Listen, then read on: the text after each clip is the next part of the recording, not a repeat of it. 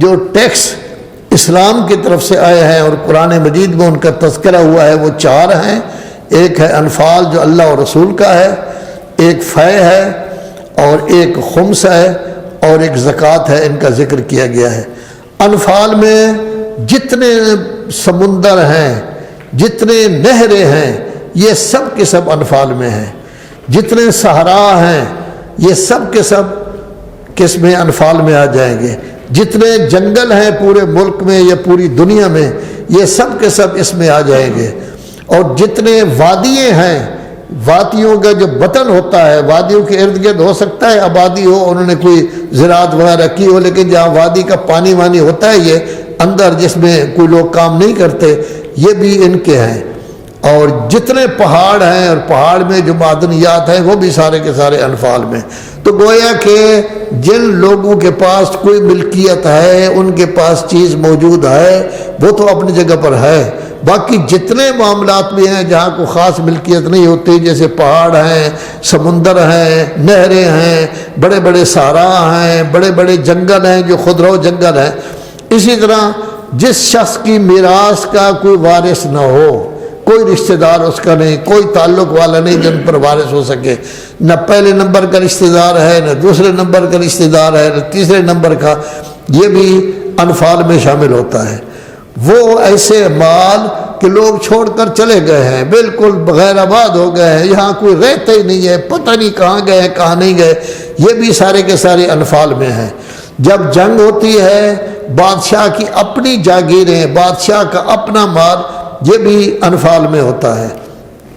اور اسی طرح جو ہے وہ یہ اس طرح کی جتنی چیزیں بھی ہیں وہ سب انفال کی ہیں۔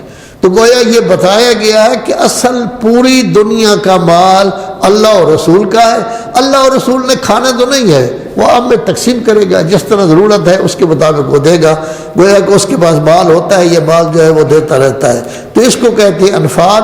اللہ نے فیصلہ کر دیا ہے، نہ ان کا مال ہے جو سمیٹتے ہیں، نہ ان کا مال ہے کہ جنہوں نے تعاقب کیا ہوا ہے ابھی تک لڑ رہے ہیں، کام تو وہ کر رہے ہیں نا جو لڑ رہے ہیں، نہ ان کا مال ہے جو حضور کے ساتھ بیٹھے ہوئے ہیں، بلکہ یہ اللہ کا مال ہے اور اللہ کے رسول کا مال ہے۔ اس طرح کے اموال کو اللہ اور رسول کی گویا کہ حاصل کرنے کے لیے مرضی ان کو لامحالہ خرچ کیا جاتا ہے مختلف چیزوں پر۔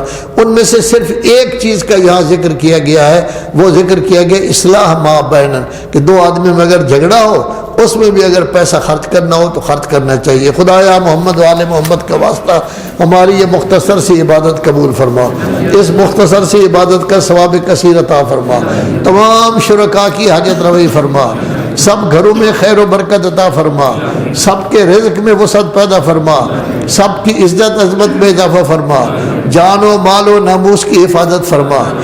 خدایا محمد و آل محمد کا واسطہ مولانا کا بھائی اور جتنے اور مریض ہیں اسپتالوں، اسلام کا بول بالا فرما، امام زمانہ کا ظہور جلد فرما، ملت مسلمہ کی مشکلات امام کے صدقہ میں دور فرما۔ خدایا تجھے اپنی عزت و جلالت کا واسطہ ہم سب کو سوائے اپنے کسی کا محتاج نہ بنا۔ 3 سید فوت ہوئے ہیں۔ سید مقصود علی شاہ جرمنی میں بہت پرانے آدمی تھے، عزاداری شروع کرنے والے آج سے 70 سال پہلے تھے، وہ فوت ہو گئے ہیں۔ مولانا سید علی مہدی کاظمی مغل پورہ کے پیش نماز ہیں، ان کی والدہ فوت ہو گئی ہیں۔ مولانا حسنین گردیزی کا مدرسہ ہے اسلام آباد میں، ان کی والدہ، ان کے لیے اپنے مرحومین و مرحومات، شہداء ایمان، شہداء